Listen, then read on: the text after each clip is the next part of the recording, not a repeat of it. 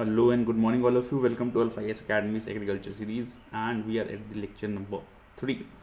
Basically last lecture में हम लोगों ने आपको फार्मिंग के बारे में, फार्मिंग सिस्टम्स के बारे में पढ़ाया था. But and in this lecture will be beginning और studying the sustainable agriculture, organic farming, Z B N F क्या होता है आगे बताएंगे, permaculture and integrated farming systems. ठीक है, तो बेसिकली ये अभी तक क्या हुआ, अभी तक हम सिर्फ फार्मिंग कर रहे थे, ये हमें सिर्फ खाना उगाना था. बट देन अब हम आ गए हैं 2000 के बाद की सीरीज़ में, या 2001, 2010. आज हम कंटेम्प्रेरी टाइप्स की बात कर रहे हैं कि भाई ठीक है, खाना तो इम्पॉर्टेंट है, बट देन हमारे जो हम खाना निकाल रहे हैं या खाना बना रहे हैं, उसका हमारे इकोसिस्टम पे क्या इफ़ेक्ट है, हमारा जो वातावरण है या इकोलॉजी है उस पर क्या इफेक्ट आ रहा है. ठीक है, तो वो देखा गया कि भैया वो तो बहुत नेगेटिव इफेक्ट आ रहा है, क्योंकि हम बहुत ज़्यादा पेस्टिसाइड्स इस्तेमाल कर रहे थे. ठीक है, एंड बहुत ज़्यादा इंसेक्टिसाइड्स इस्तेमाल कर रहे थे. ठीक है, तो क्या ये देखा गया कि भैया ये तो ऐसे तो नहीं चलेगा, जिसके कारण क्या होता है, सॉइल फर्टिलिटी घट रही थी, क्रॉप प्रोडक्टिविटी घट रही थी. ठीक है, ये सब चीज़ें कम हो रही थी, जो हमारा ह्यूमन हेल्थ है वो ख़राब हो रहा था. ठीक है भाई, आप पेस्टिसाइड्स खाएंगे या मतलब जो भी केमिकल्स में खाएंगे, तो सीधी सी बात है आपकी हेल्थ पे नेगेटिव इफेक्ट पड़ेगा उसका. आप जो है बीमार हो सकते हैं, कैंसरस सेल्स बन सकते हैं आपकी बॉडी में. दस एक नीड महसूस हुई कि यार एग्रीकल्चर जिस तरीके से हम कर रहे हैं ना, उसे चेंज करने की ज़रूरत है. Thus came the concept of sustainable agriculture. तो सस्टेनेबल एग्रीकल्चर बेसिकली है क्या? It is an approach which seeks to utilise natural sources in such a way that they can regenerate their productive capacity. या एक तो अपनी productive capacity को regenerate कर सके, दो चीज़ें, and also minimise harmful impacts on the ecosystem beyond the field sets. और जो हार्मफुल इम्पैक्ट्स हैं उसको मिनिमाइज कर सके. तो एलिमिनेट तो नहीं कर सकते हम अभी हम एलिमिनेट की बात नहीं करते. कब जब हम ये अचीव कर लेंगे सस्टेनेबल एग्रीकल्चर, तो शायद एलिमिनेशन की बात भी करने लगे. बट देन अभी हम लोग को हार्मफुल इफेक्ट्स मिनिमाइज करने हैं. ठीक है, तो अब इसी के अंदर बहुत सारे कॉन्सेप्ट्स आ गए कि भैया कैसे हम सस्टेनेबल एग्रीकल्चर करें. तो एक कॉन्सेप्ट आया हमारे पास, ऑर्गेनिक फार्मिंग. भाई ऑर्गेनिक फार्मिंग आजकल मार्केट में चल भी रहा है. ठीक है, तो क्या होता क्या है ऑर्गेनिक फार्मिंग में? देखो, एक तो इसमें जो बेसिकली सिंथेटिक केमिकल्स और फर्टिलाइज़र का यूज़ होता है वो कम्प्लीटली प्रोहिबिटेड होता है. ठीक है, ऐसा कुछ नहीं है कि आप जा रहे हैं और ऑर्गेनिक का आपने सर्टिफिकेशन भी ले रखा है और केमिकल्स का इस्तेमाल भी करना है, ऐसा नहीं होता. ठीक है, बेसिकली इसमें आप करते क्या हैं कि इसमें यह आइडिया माना गया कि देखो, जो प्लांट्स हैं, एनिमल्स हैं और ह्यूमन बींग्स हैं, वो एक ही साथ एक इकोसिस्टम में रहते हैं. जब वो एक सिस्टम में रहते हैं तो वो आपस में इंटरेक्ट करते हैं. अब जब वो इंटरेक्ट करते हैं तो किसी की भी कोई भी गलत हरकत अगले व्यक्ति के लिए डेट्रीमेंटल साबित हो सकती है, कि दूसरे को इफेक्ट करती है. तो हमने बोला कि नहीं यार, हमें ऐसे एग्रीकल्चर सिस्टम्स या एग्रीकल्चर प्रोडक्ट्स बनाने हैं जो सॉइल फर्टिलिटी, इन्वायरमेंट की हेल्थ, हमारी हेल्थ, सबका ध्यान रखें. दस ये देखा गया कि जितना हम ऑन फार्म प्रोडक्ट्स, ठीक है, हम आगे एक चीज़ पढ़ेंगे उसमें हम ऑन फार्म प्रोडक्ट्स और ऑफ फार्म प्रोडक्ट्स की बात करेंगे कि ऑन फार्म और ऑफ फार्म प्रोडक्ट्स में क्या फ़र्क होता है. देखो, ऑन फार्म प्रोडक्ट्स मतलब जो आप फार्म पे ही उगा पा रहे हैं या फार्म पे ही आपको प्रोड्यूस कर पा रहे हैं. ऑफ फार्म मतलब बाहर से लेके आ रहे हैं, जैसे केमिकल्स हैं, पेस्टिसाइड्स हैं, फर्टिलाइज़र हैं, या बाहर से लेके आते हैं. ठीक है, ये ऑफ फार्म प्रोडक्ट्स हैं. ठीक है, तो बेसिकली ऑर्गेनिक फार्मिंग क्या बोलता है कि आपको एक्सटर्नल इनपुट्स पे नहीं रहना है. जो इकोलॉजिकल प्रिंसिपल्स हैं, जैसे भाई देखो, मदर नेचर भी तो पौधे उगाती है, मदर नेचर भी तो हमें प्लांट उगा के देती है, मदर नेचर भी तो हमें फ्लावर्स उगा के देती है, हमें फ्रूट्स देती है. दस हमें वैसे ही अपने जो है सिस्टम्स को बनाना है, इन लाइन लाना है, मतलब हारमोनियस रिलेशनशिप होना चाहिए हमारा मदर नेचर के साथ वाइल डूइंग दी एग्रीकल्चर. ठीक है, अब जैसे ऑर्गेनिक फार्मिंग का बहुत अच्छा एग्जांपल है सिक्किम क्या हुआ यार, देखो लगभग 2003 की बात है जब यहाँ पे ये स्टार्ट हुआ था. और इसको जो है, जो एक हमारे पास national programme for organic farming, organic production भी है, एनपीओपी भी है हमारे पास एक. तो एनपीओपी में ही गाइडलाइंस की कैसे आपको फार्मिंग करनी है, कैसे क्या मिलेगा. ठीक है, और क्या क्या करना है आपको, बेसिकली उसी में ये सब दिया गया है. तो 2016 में जो था, सिक्किम को फुल्ली ऑर्गेनिक स्टेट घोषित कर दिया गया. आपने सबने पढ़ा ही होगा मेरे ख्याल से, अगर नहीं पढ़ा तो कोई बात नहीं, it's totally okay.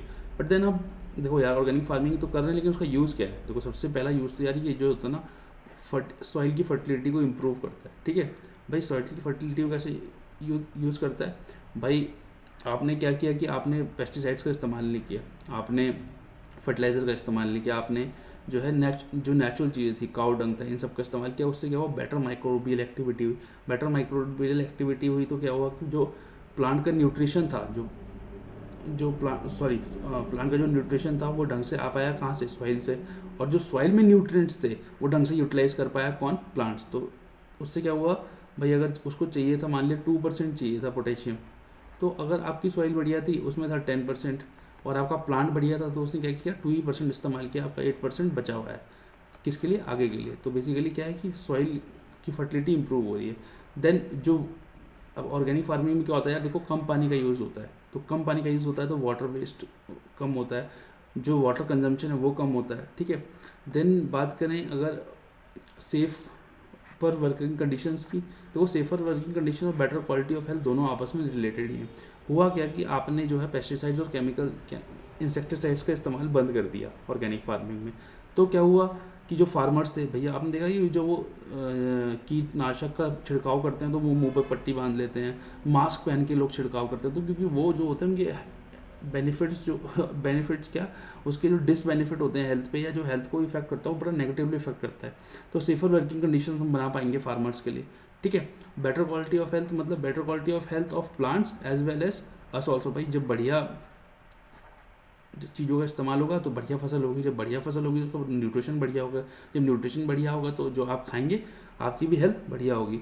And then greater biodiversity. देखो होता क्या है कि ऑर्गेनिक फार्मिंग में क्योंकि नेचुरल चीज़ें इस्तेमाल होती हैं तो जो नेचर खुद ही उगा लेती है, बहुत सारे वाइल्ड प्लांट्स उगते हैं, वाइल्ड प्लांट्स उगते हैं तो क्या हुआ कि बायोडाइवर्सिटी बढ़ती है फार्म की। बायोडाइवर्सिटी बढ़ती है तो भैया बहुत सारी बर्ड्स, बीटल्स, बटरफ्लाइज ये सब फार्म पे आने लगती हैं। देन जैसे एग्जांपल देता हूँ मैं आपको, एक लेडी बर्ड होती है। देखो लेडी बर्ड क्या होती है, वो एक टाइप का पेस्ट होती है, उसे खाती है, जो पेस्ट जो है आपकी फसल को ख़राब कर सकता है और which can destroy your crop. तो basically ladybirds feed on many insects which are very harmful to the crops.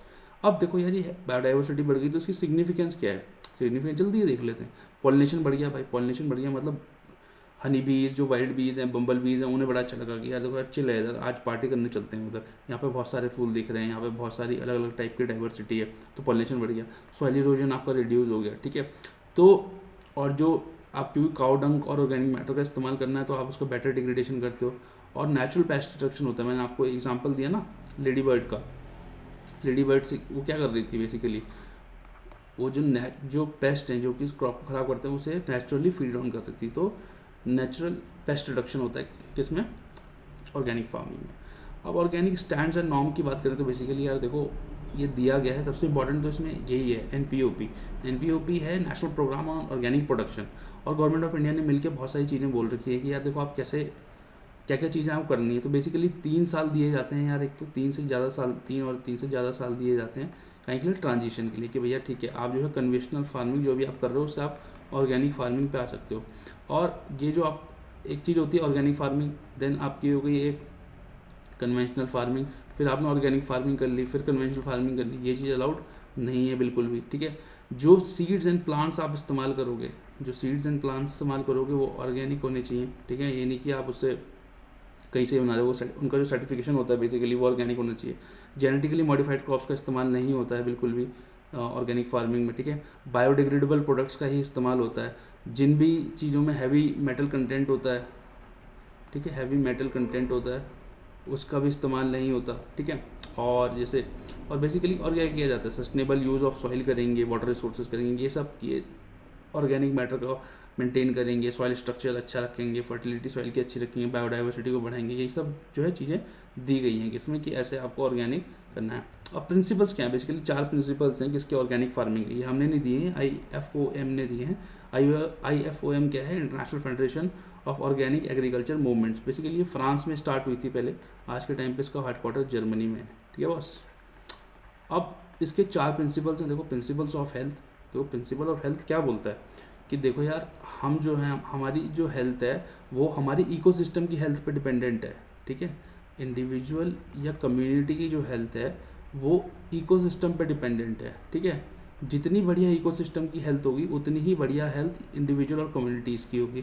तो आप जो है ऐसे एग्रीकल्चर या सिस्टम प्रैक्टिस करें जिससे कि इकोसिस्टम अच्छा रहे, क्योंकि अगर इकोसिस्टम अच्छा होगा तो खुद ही आपकी हेल्थ अच्छी हो जाएगी। ठीक है, अब अगर प्रिंसिपल्स ऑफ इकोलॉजी की बात करें, प्रिंसिपल्स ऑफ इकोलॉजी की बात करें तो बेसिकली प्रिंसिपल ऑफ इकोलॉजी क्या बोलता है कि आप जो है जो भी फार्मिंग करेंगे, जो कि इकोलॉजिकल सिस्टम है, साइकिल है, उसको देखते हुए करेंगे। जो नेचर का जो प्रोसेस है आप उसको फॉलो करेंगे तो बेटर रहेगा। देन प्रिंसिपल्स ऑफ फेयरनेस की बात करें तो जो भी वेरियस स्टेक होल्डर्स है, आपके फार्मर्स हो गए, वर्कर्स हो गए, प्रोसेसर्स हो गए, डिस्ट्रीब्यूटर्स हो गए, ट्रेडर्स, कंज्यूमर, जो भी है ना, इन सब की जो है आपको जो है इक्वली आप जो है इसको, जो इसके बेनिफिट्स हैं ऑर्गेनिक फार्मिंग के, इनमें डिवाइड करेंगे, चाहे वो आपके हेल्थ बेनिफिट्स हो चाहे इकोनॉमिक बेनिफिट्स हो। तो कंज्यूमर को तो इकोनॉमिक बेनिफिट्स क्या मिलेगा, बट देन उसको हेल्थ बेनिफिट्स मिल सकता है। ठीक है, ठीक है, उससे क्या होगा, आप बेटर क्वालिटी ऑफ लाइफ दे पाएंगे इन सबको। आपको फूड फॉर ऑल देना है, ठीक है, जिससे क्या होगा, पॉवर्टी रिडक्शन हो गया। देन प्रिंसिपल ऑफ केयर, देखो प्रिंसिपल ऑफ केयर क्या बोलता है कि आपको जो भी इकोसिस्टम्स हैं उसको बढ़िया तरीके से मेंटेन करना है, हेल्दी मैनर में मेंटेन करना है, ताकि आप तो उसको यूज़ कर पाएँ, बट देन जो आपकी फ्यूचर जनरेशन्स हैं उन वो भी उसको अच्छे से यूज़ कर पाएँ। आप उसको इतना ख़राब ना कर दें कि आगे की जो जनरेशन है उसको यूज़ ही ना कर पाएँ। देन ऑर्गेनिक सर्टिफिकेशन प्रोसेस देख लेते हैं, देखो बहुत इंपॉर्टेंट नहीं है बट देन देख लेते हैं, चलो ठीक है। तो उसमें क्या होता है, आपकी कुछ कुछ सर्टिफिकेशन बॉडीज़ होती हैं, ठीक है, फिर आपका एक NPOP है, national programme for organic production, फिर एक NSOP भी होता है, ठीक है, NSOP होता है। NSOP क्या होता है, national standards for organic production. Basically आपको वो बताता है कि क्या क्या स्टैंडर्ड्स आपको फॉलो करने हैं, कैसे आप सर्टिफिकेशन प्रोसेस क्या होता है, एक अपेडा होता है, ठीक है, APEDA it stands for agriculture and processed food products export development authority, ठीक है। तो बेसिकली जो ग्रुप हो गए या सर्टिफिकेशन बॉडीज़ हो गई या इंडिविजुअल ऑपरेटर्स हो गए, वो अपेडा के पास ही आते हैं, उनका एक ट्रेसनेट है। देन वो मिनिस्ट्री ऑफ अपेडा जो है मिनिस्ट्री ऑफ कॉमर्स के अंदर आता है, वो NPOP NSOP इन सबको जितने भी स्टैंडर्ड्स हैं देख के आपको सर्टिफिकेट ये प्रोवाइड करता है, देखता है। एक्सपोर्टर्स को भी यही सर्टिफिकेशन प्रोवाइड करते हैं, ठीक है, जैसे इंडियन एक्सपोर्ट कंसाइनमेंट है, देन आप सर्टिफाइड ग्रुप हो या इंडिविजुअल प्रोड्यूसर हो, तो वो आपको उसी हिसाब से जो है सर्टिफिकेशन प्रोवाइड करता है। अब देखो जो नेक्स्ट कॉन्सेप्ट है वो, अब हम आज पढ़ क्या रहे हैं, बेसिकली आज हम पढ़ रहे हैं कि क्या क्या एग्रीकल्चर सिस्टम्स जो हैं बढ़िया वाले हैं, बढ़िया वाले एग्रीकल्चर सिस्टम्स जो कि नेचर से इन लाइन है। तो ज़ीरो बजट नेचुरल फार्मिंग, अब देखो ऑर्गेनिक फार्मिंग में हो क्या रहा था।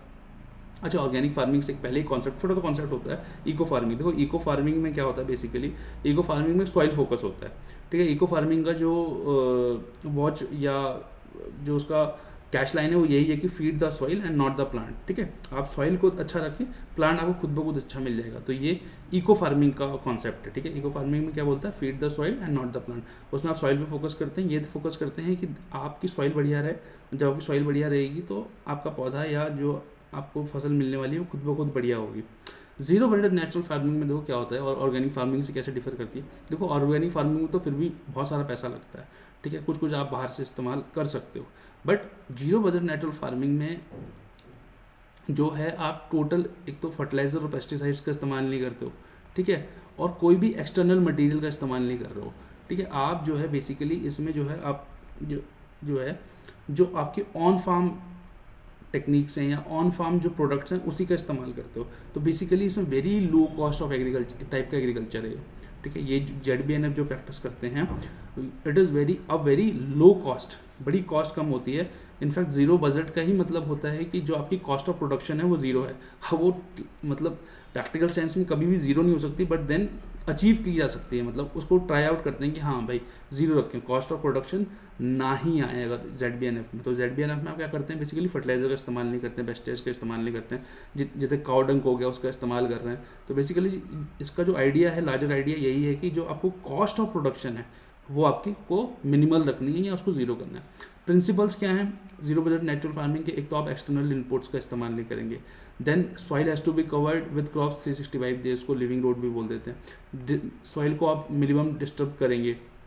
देन बायो स्टिमुलेंट्स का इस्तेमाल करेंगे आप, ऐसा नहीं कि फर्टिलाइज़र डाल रहे हैं या आपने पेस्टिसाइड्स डाल दिए, ठीक है। इंडिजीनियस सीड्स का इस्तेमाल करेंगे। अच्छी अच्छी जो टेक्निक्स हैं जो इनलाइन है नेचर से, मिक्स क्रॉपिंग जैसे, उसका इस्तेमाल करेंगे।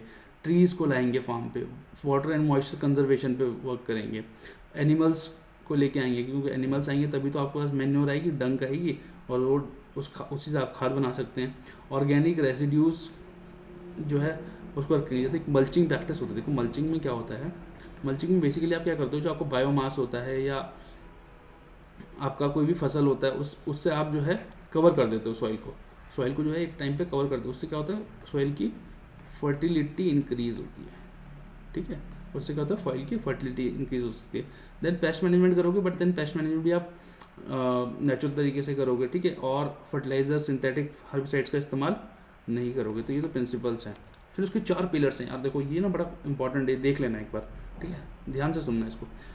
4 ही कंपोनेंट्स हैं, बीजा मित्रा, जीवा मित्रा, मल्चिंग, जिसको कि हम लोग अच्छा दाना भी बोलते हैं, ठीक है, इसको अच्छा दाना बोलते हैं, एंड वपासा मतलब सॉइल मॉइस्चर को रिटेन करना। देखो सबसे पहले बीजा मित्र मतलब आप जो है सीड को ट्रीट करोगे। अब आप सीड को कोई केमिकल से ट्रीट नहीं करते हो, यहाँ पे आप जो है काउ डंग, काउ यूरिन से इसको ट्रीट करते हो, सीड ट्रीटमेंट को बीजा मित्र में। आपके पास बीज अच्छा आ गया।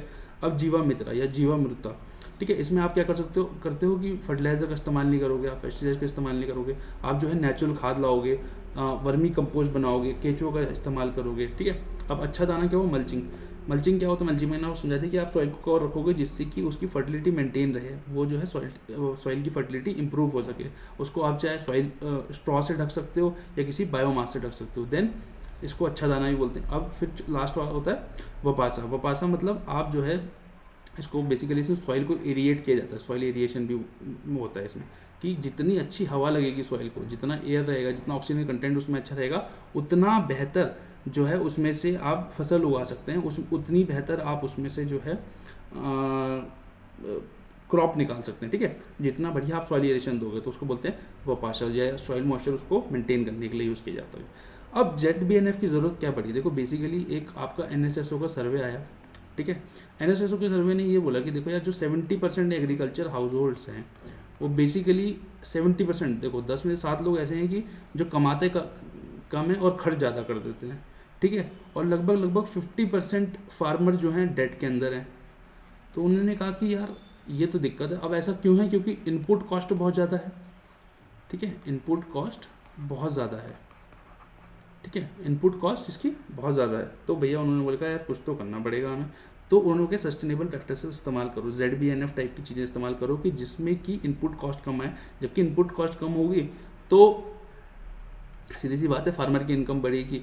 तो जो हमारा उद्देश्य है, सेंट्रल गवर्नमेंट का जो उद्देश्य है कि भाई फार्मर की इनकम डबल करनी है 2022 तक, उसमें ये हेल्पफुल है। देन आप इसमें क्योंकि बहुत सारी इसमें जो प्रैक्टिस करते हो आप वो कैसे कर रहे हो, बड़ी जो नेचुरल प्रोसेसेस हैं, ठीक है, जो हमारे केमिकल्स हैं उसका इस्तेमाल नहीं कर रहे हो। तो ये बेसिकली सिंक्रोनाइज्ड है विद नेचर, ठीक है, एक टाइप का सिम्बायोटिक रिलेशन है या सिनराइजेशन है नेचर के साथ, जो नेचुरल प्रोसेस है उसके साथ कर रहे हो। तो होता है कि आपको बेटर प्रोडक्टिविटी मिले, ठीक है, उसके लिए। लेकिन अब आपको गवर्नमेंट सपोर्ट की ज़रूरत पड़ेगी। तो गवर्नमेंट ने 2 इनिशिएटिव ले रखे हैं उसमें, एक आपकी परंपरागत कृषि विकास योजना, एंड ये बेसिकली ये जो स्कीम थी ना ये आपकी बनाई ऑर्गेनिक फार्मिंग के लिए गई थी। फिर देन एक आपके पास राष्ट्रीय कृषि विकास योजना है, ठीक है। अब गवर्नमेंट ने क्या किया 2018 में, ऐसी ये जो PKVY है, परंपरागत कृषि विकास योजना जो है ये बनाई गई ऑर्गेनिक फार्मिंग के लिए थी। बट 2018 में इसमें नई गाइडलाइंस आई, उसमें बहुत सारे नए फार्मिंग मॉडल आ गए, जैसे नेचुरल फार्मिंग, ऋषि फार्मिंग, वैदिक फार्मिंग, काउ फार्मिंग, होमा फार्मिंग, ठीक है। उसी में ZBNF भी ऐड किया गया था, जीरो बजट नेचुरल फार्मिंग, ठीक है। आंध्र प्रदेश गवर्नमेंट भी इसमें बहुत वर्क कर रही है, उन्होंने भी बहुत ज़्यादा रोल आउट किया है। बट देन इसके बहुत सारे कंस्ट्रेंट भी है। कंस्ट्रेंट ये है कि ठीक है हम बोल तो रहे हैं कि फार्मर की इनकम बढ़ेगी, बट भाई उसका कोई हमारा पास फुल प्रूफ एग्जाम्पल नहीं है। बट ठीक है, उसका एग्जाम्पल हुआ कि महाराष्ट्र में ZBNF पे फार्मर्स आए, उन्होंने देखा कि यार हमारी तो इनकम बढ़ नहीं थी, उल्टा हमें और घाटा हो रहा है, वो वापस चले गए कन्वेंशनल फॉर्म पे। तो ये क्या है, एक टाइप का डाउट है कि भाई ये फार्मर की इनकम इंक्रीज भी कर पाएगा या नहीं कर पाएगा।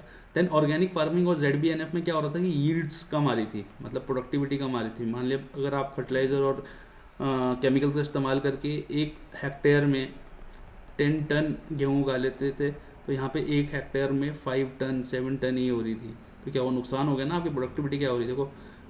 देखो फार्मर जो होता है बहुत सेंसिटिव आदमी होता है, ठीक है, उसे लोगों की हेल्थ से को लेना देना होता है बेसिकली, कि वो ध्यान देता है कि लोगों की हेल्थ सही रहे, बट देन उसे अपना भी तो ध्यान देना है। अगर उसकी जीवन पे ही आ जाएगा या उसको पैसे ही नहीं मिलेंगे तो वो आपको कैसे बढ़िया खाना देगा, ठीक है, या कैसे आपको बढ़िया चीज़ प्रोवाइड कर पाएगा वो। तो उन्हें क्या करना पड़ता है कि मजबूरी में सरकार प्रमोट तो करती है कि आप ZBNF करो, ऑर्गेनिक फार्मिंग करो, बट देन ना उनकी इनकम बढ़ पाती है, कई बार ना उनकी यील्ड बढ़ पाती है, जिससे कि उनको नुकसान होता है। तो जैसे कि सिक्किम में क्या हुआ, सिक्किम जो है यील्ड्स में जो है कम आ गया है, वहाँ पे अब जो खेती होती है उसमें जो यील्ड आती है, प्रोडक्शन आता है, वो कम आता है। इसी का क्लासिक एग्जांपल है श्रीलंका। भाई श्रीलंका में तो मतलब इकोनॉमिक क्राइसिस हो गई, क्योंकि उन्होंने क्या एक झटके में क्या बोल दिया कि पूरी कंट्री जो है आज से ऑर्गेनिक फार्मिंग करेगी, ठीक है। अब ऐसे ऐसे देखो, कोई भी बड़ी रिफॉर्म्स आप ऐसे नहीं ला सकते हो, आप उसको इन फेजेज ला सकते हो। इंडिया ने सही किया, सिक्किम से स्टार्ट किया, फिर इन पॉकेट्स आप उसको प्रमोट कर रही है, बट देन आप गवर्नमेंट की सपोर्ट से, है ना, सेंट्रल गवर्नमेंट स्टेट गवर्नमेंट की सपोर्ट से जो है उसको चेंज कर सकते हो।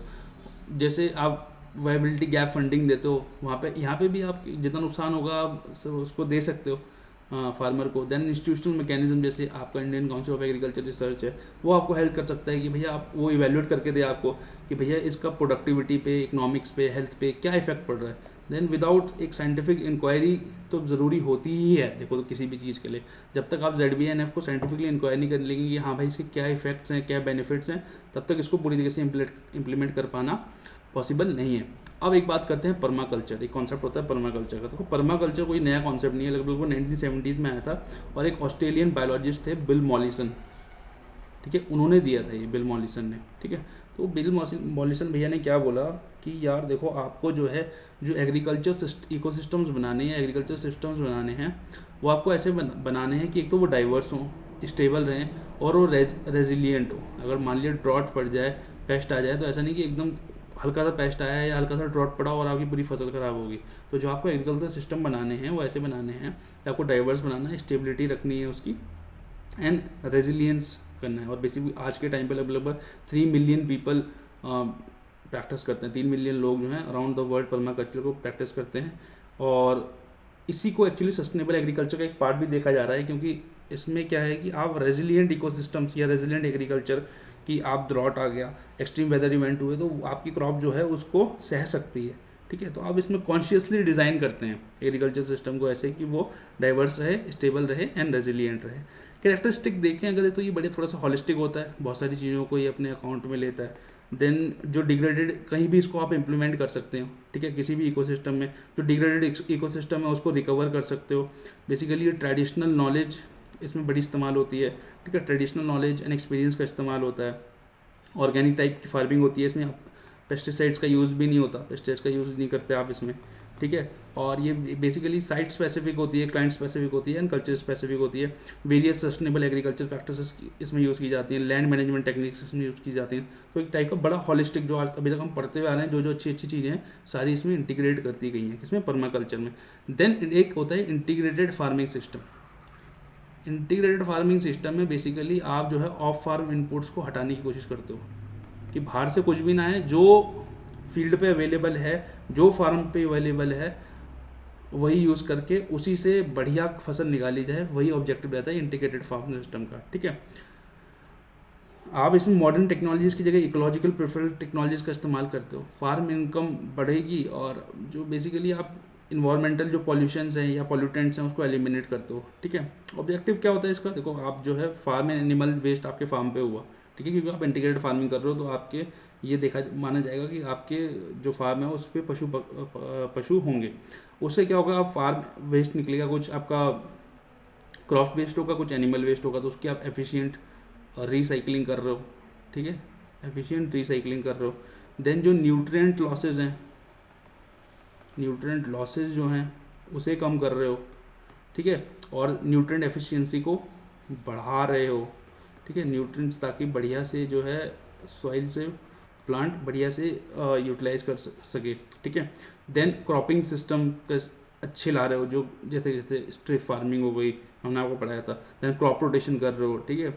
और बेसिकली क्या कर रहे हो कि इस सबसे होता क्या है कि फार्म, अब देखो वही वाली बात है कि it is very subjective, but then ये आप पॉजिटिव में ये लिखोगे इससे फार्म इनकम बढ़ेगी, इनपुट कॉस्ट कम आती है, ठीक है। बेनिफिट्स क्या है बेसिकली इंटीग्रेटेड फार्मिंग सिस्टम के? देखो एक तो स्टडी इनकम है आपके पास इसमें, है ना, रिस्क कवरेज बेटर रहता है क्योंकि इसमें आप जो है डाइवर्स चीज़ें उगाते हैं, या जो आप फार्मिंग करते हैं वो डाइवर्स तरीके से करते हैं, तो आपका रिस्क जो है मिटिगेट हो जाता है, प्रोडक्टिविटी हाई आती है, ठीक है। और इसको जो है ऐसा नहीं कि बड़े फार्मर्स यूज़ कर सकते हैं, इसको marginal and some marginal farmers भी इस्तेमाल कर सकते हैं, ठीक है। देन आप इसमें जो है बेटर यूटिलाइजेशन होता है किसका, लैंड, लेबर, टाइम का, ठीक है। तो ये सब इसके पॉजिटिव वो हैं। बट देन देखो इन सब के जो हैं बेसिकली ये तो हमारा काम था वो पढ़ाना, ठीक है, और उसके पॉजिटिव बताना, बट देन रियल लाइफ में ये कितना एप्लीकेबल है या नहीं है दैट टाइम विल टेल, ठीक है। But then these are the systems which we will be using in future, ठीक है, these are the future systems, ठीक है। तो एक टाइप के एग्रीकल्चर के जो फ्यूचर सिस्टम्स हैं वो ये हैं। उसके बाद नोट्स में एक टॉपिक दिया होगा major agriculture regions of India, उसमें बेसिकली राइस के रीजन कौन से हैं, वीट के, jowar, bajra, cotton, millet, fruits, spice के रीजन कौन से हैं वो लिखे हुए हैं। तो वो एक टाइप का ऑब्जेक्टिव या बड़ा फैक्चुअल है, वो आप वहाँ से पढ़ लेना, ठीक है। वो लेकिन है इंपॉर्टेंट, ठीक है, आप उसको पढ़ लेना वहाँ से। और आपको अगर नोट्स चाहिए तो वो हमारा नंबर दिया गया है, इस पर टेक्स्ट कर सकते हैं, या फिर आप लिंक में हमारी वेबसाइट का लिंक दिया हुआ है, वहाँ से आप डाउनलोड कर सकते हैं, या टेलीग्राम का लिंक दिया गया है नीचे, आप वहाँ से डाउनलोड कर सकते हैं। नहीं मिलते तो आप हमें मैसेज कर दीजिएगा, हम आपको सप्लाई करेंगे ज़रूर ये मटेरियल, ठीक है। And thank you all for watching, I hope you all are doing good, till then take care and I shall see you soon, bye bye.